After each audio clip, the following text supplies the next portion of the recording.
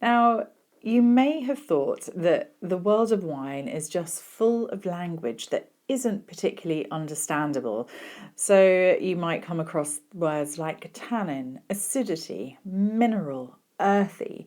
But what do they actually mean? So in this video, I just want to have a very brief overlook, just a handful of those wines. So we're going to be looking at a very fruity wine and what that might look like. And then one that is an incredibly difficult one to describe, but a mineral wine. And then on the reds, what is meant by a crowd-pleasing red, and then equally something that is a bit earthier. So it's just a way to start debunking some of those wine myths and languages. Really, it doesn't matter about how you talk about wine, but you might see those words a little bit. So I just thought it would be good to give some examples today. So what is meant by a fruit-forward wine? This is one of those phrases that I think gets bandied around quite a bit. As with many wine phrases, and I'm very guilty of that, it presumes a certain degree of knowledge and understanding, but I don't think that's very helpful. So if you talk about fruit-forward wines, I'm thinking about wine that is up front, in your face, all about that primary fruit, whether that is citrus, so think lemon, lime, whether it's stone fruits, think of those peaches and apricots. So you've got this kind of spectrum, or you might have things like green apple and pears. So it's all about the primary upfront fruit, and it is in your face. So a great wine to talk about that is Riesling. Now, as a grape variety, Riesling is actually rather fascinating because it can go from being just a fun party style of wine to really something quite aged and developed. But in its youth, it's all about that bright primary fruit. And there is one particular fruit that often comes to mind for me, and that is lime. So here today, we're just going to taste a very, what I hope is limey citrus Riesling with lots of racy acidity, the acidity being that mouth-watering goodness. So let's have a little go. So we are in Australia for this wine, and I am getting that citrus and lime in abundance coming through on the nose. And to be honest, not much else. It's just very overt and in your face, but I like it.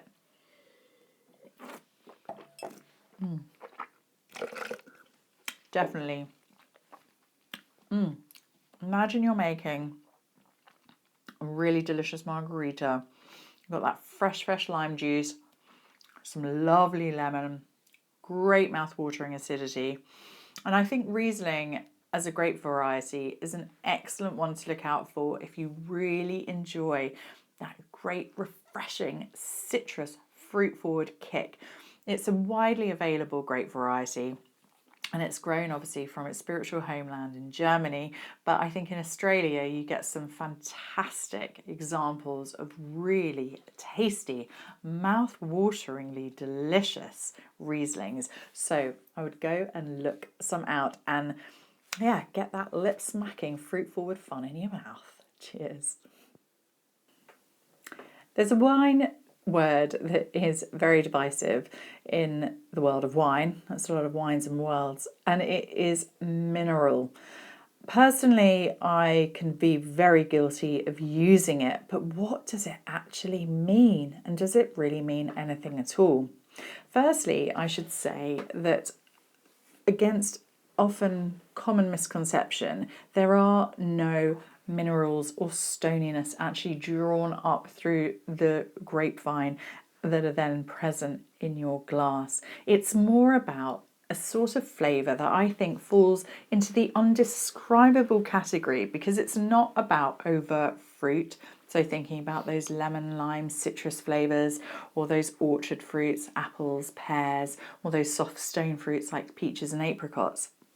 It's this whole other little category of white wine. In red wine, it's easy because often you can go to the sort of the earthy level and be talking about these different, more savoury aromas. But white wine doesn't really have that in the same way. So I think minerals being used as a bit of a catch-all. Now, there are some wines I think of as inherently mineral. So think of a Chablis, for example, as maybe the textbook example. Or you could have something like a Puy Fumé or a Sancerre, so a Sauvignon Blanc from the Loire Valley. And it's very specific to that region because a lot of Sauvignon can just be very over the top and not, as I would describe, a mineral wine.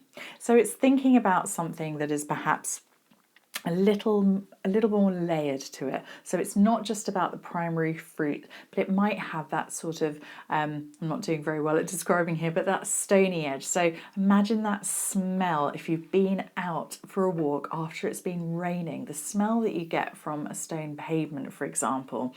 Or you might have this sort of something that feels quite steely in your mouth. So something almost precise and has this real kind of edge to it. So it's not about the softness of fruit, it's about something a little bit unquantifiable. Now, one example I think that captures it really well is Albarino as well. It has lovely fruit, but it's got this lovely other edge to it. And let's have a little taste today. So we are in northwestern Spain, we're in Galicia, and in the Rias Baixas region, and I think Albarino is a wonderful grape. It's got fruit, but it's also got these other layers and characteristics about it. So here we go, it's smelling beautiful. I definitely got that lime citrus note coming through, but there's also something a little bit more austere about it, but in a good way.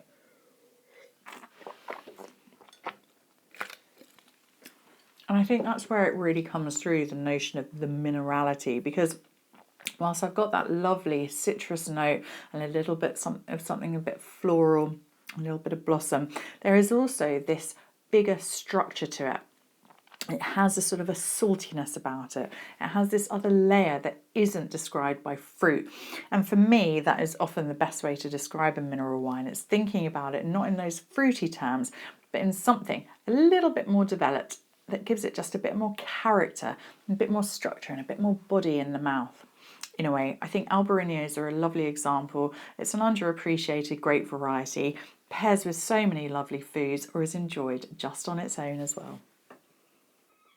Next up, I'm talking about crowd-pleasing wines. Again, a phrase that's often bandied about, but what does it really mean? Now, for me, I think of a delicious red wine. So I've picked something that I think is the definition of a crowd pleaser. So it has got really soft fruit about it. Think ripeness. It generally has very smooth tannins. So the tannins are the mouth-drying things that make your lips pucker. But these are smooth, they're velvety, they're not aggressive. So you've got this really kind of plummy note to it. Now this is from Washington State. We are over on the far northwestern coast of the United States. And Washington State is a region that I think is very exciting for wine. It's Merlot, so again, a grape variety that is traditionally seen as a crowd-pleasing grape. Often gets a bit of a bad rep, which is a shame because Merlot really can be very fine and very elegant. But we have this lovely example here, and I'm looking for something that's probably a bit more like medium to full-bodied. Imagine firesides in a pub with your friends, nice warming glass of wine. This is what I'm thinking this crowd-pleasing red is going to be like. So let's have a taste. And I've got that. It's that lovely soft chocolatey alongside the dark plumminess. And it's there. Soft plums, easy black cherries that are very generous and ripe, very mellow tannins, no harshness at all. Nice little bit of acidity, but not too overt. And there's also this kind of mockery chocolatey note as well. So when you think of a crowd-pleasing wine, I think it's thinking about those very softer, riper fruits, generous, easygoing, wines that slip down very easily, probably don't require that much thought to enjoy. And they're just basically the kind of thing you crack open with your mates and have a nice time drinking. For my final wine word, I have picked savoury. Now, it's a word again that people might think, but what on earth do you mean by a savoury wine? Isn't wine just, well, wine? Yes, absolutely it is. But wine can evolve to a whole multitude of flavours. And I think one of the best examples of that is in the region of Bordeaux. So we're in southwestern France, one of the oldest, most historic wine producing regions in the world. And they create wines from a huge spectrum. You can have sparkling wines, dessert wines, some wonderful white wines, but they are most famous for their red wines. So I have got the Coron de Belgrave here. This is the second wine of Chateau Belgrave in the Haute Medoc. So that's a small sub-region within the Bordeaux area. This is a blend of some Cabernet Sauvignon, some Cabernet Franc and some Merlot, but it's got some age to it. It's 2017, so we're looking at about 8 years of age, with a number of those that will have been spent in the first, probably, I would say, sort of 12 to 15 months in oak barrels. So that develops these sort of more next level fruit flavours. So you've got your fruit coming through, and then there's the next layer, the more savoury flavours, which as the wine then ages in bottle will become more prominent. But enough of me talking about it. Let's do a tasting so I can describe what I mean. So I am definitely getting some fruit there. There's some lovely black currants and black cherry, but there's also something a bit earthier, a bit more redolent of a forest floor, or when you've been sharpening your pencils coming through. Just something a bit woodier about it. And that's come through, that development, that aging that's happened. But let's have a taste.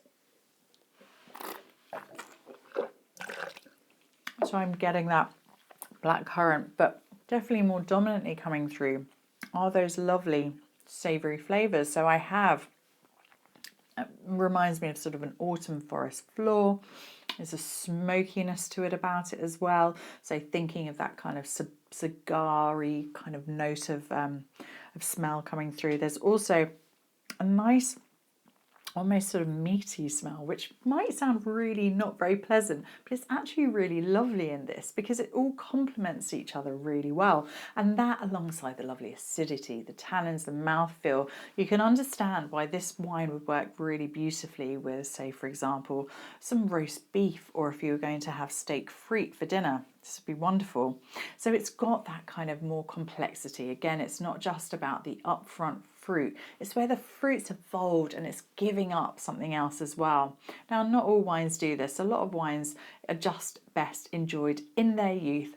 Have them when they're fresh and young and bright and energetic. But certainly, certain Bordeaux chateaux have these wonderful wines that do age beautifully. And this is a lovely example. And actually, for the price that you would pay for it in the supermarket, I think you get a lot of wine for your money. The biggest takeaway I have to offer when it comes to wine words is that they don't actually really matter.